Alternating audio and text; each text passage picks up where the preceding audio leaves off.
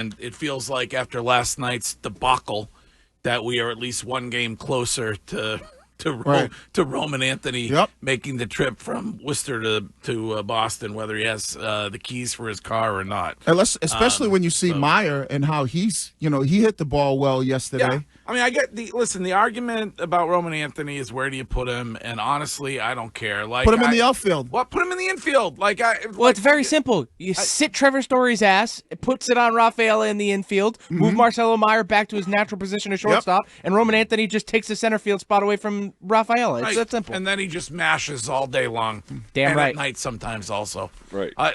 Do it.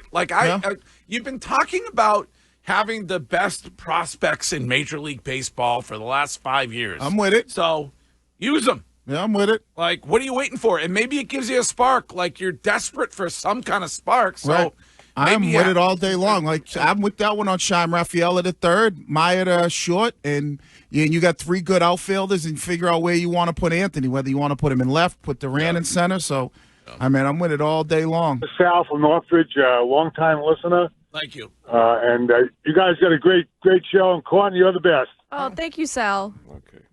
Even though you're from BC, I'm a Providence College Friar, so I love forget Providence about folk. that. Me too. Listen, just very quickly, being a long-time Red Sox fan, over 60 years, very disappointed. And for me, I'm disappointed in not only Alex Cora, but in the front office.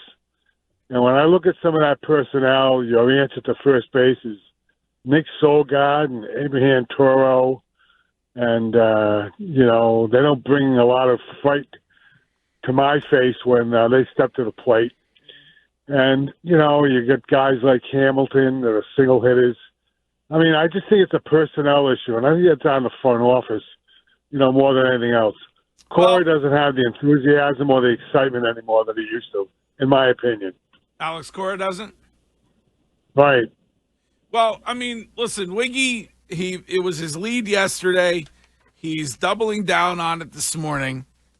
I don't want to speak for you, but you think that maybe the biggest mistake that the Red Sox made within the last year is extending Alex Cora. Yeah, because if you're telling me there's a culture problem or there's some type of problem in the clubhouse, and isn't it really the manager? We criticized Mayo all season long about him as a coach and just the culture in that locker room, right? We praise guys like Missoula who can get guys to buy into the culture. Now, granted, they lost. The X's and O's is completely different.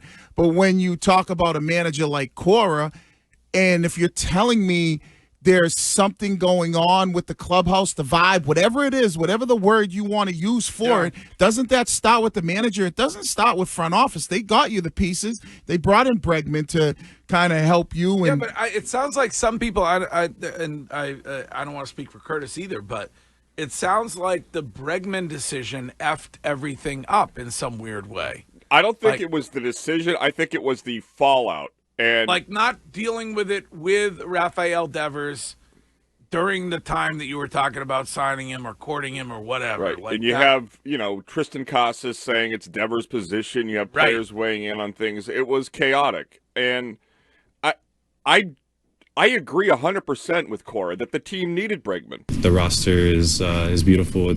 Yeah, God, I miss that Yeah, guy. but Devers is kind of the sole guy who's performing well. So Casas has been hurt for a minute. It's like two guys. You could say Bregman and Devers are the two best players offensively on the Red Sox this year. Yeah, hands down. But I mean, I think it's like two guys when you think about like the Casas thing. All right, I agree. Everybody was asked about it every day. Yeah. I think the Casas thing was like that's got to be on Cora to make sure he does a better job. But it seems like it's all these guys, or like where they are right now. They are 27-30. We all thought this team. Well, I'll speak for myself. I thought they were going to win 90 games at a bare minimum. To get to 90 wins, they have to go 63-42 the rest of the way. Yeah, that ain't happening. Yeah. So I know it feels early because it's not even June yet, and we're not even to 4th of July or coastal grandma period. But right now, it is. I don't know what they're going to do to change the fortunes of the team. And the fact that they have been so reluctant to bring up the number one, we're not talking about some schmuck that we all overrate because he's a prospect in the Red Sox farm system. We're talking about the best prospect in Major League Baseball. And he's sitting in Worcester. And he would really like to be here. He homered again last night, too, didn't he? Yeah, he did. He's mashing. He's the best prospect. When was the last time the Red Sox had the best prospect in baseball? And see, that one I would put on Breslow if that's his decision not to bring him up. But then I feel like we gave Cora a lot of credit and juice to say, okay, he's kind of got control of this team because of Bregman.